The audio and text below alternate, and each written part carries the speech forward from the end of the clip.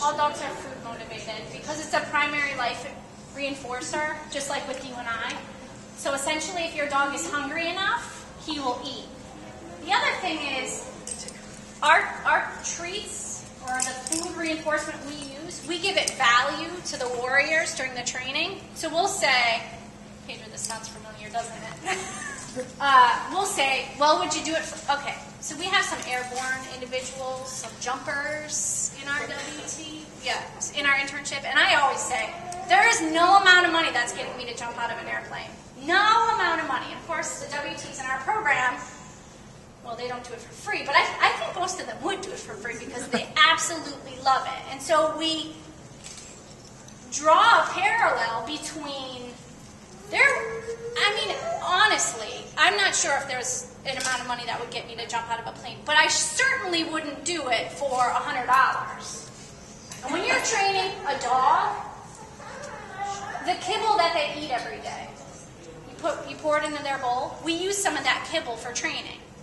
It's worth about $1. Okay? So if the skill that they did was like, yeah, you got it, but you're practiced and you're good at it, so here's $1. And that's sufficient for that dog. But now you've got a set of keys that are stuck underneath the wheelchair, lodged under the wheelchair.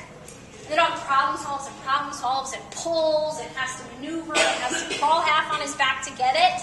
If I pull out a piece of kibble from breakfast that's worth $1, that dog's going to get a very clear message, which is, next time, not for $1. Right? Does that make sense? But if that dog pulls out that set of keys, and that set of keys is worth a piece of hot dog, or turkey jerky, or whatever it is I have in my bag, sausage, I don't know. I make a real impression, don't I? And I make the dog more willing and more likely to repeat that behavior again. Does that make sense to you? Yeah. So either make your dog more hungry, skip breakfast, do a training session later in the day. Do a training session later in the day. That's a good point. If you don't want to use treats and food, you have an obese dog or a dog that you're having a hard time motivating with food. Our dogs are also motivated by chase.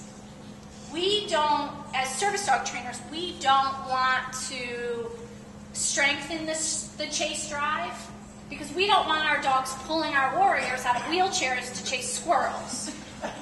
However, for a pet owner, if your dog loves a tug rope or a tennis ball, use that when the dog does what he's supposed to do instead of a piece of food.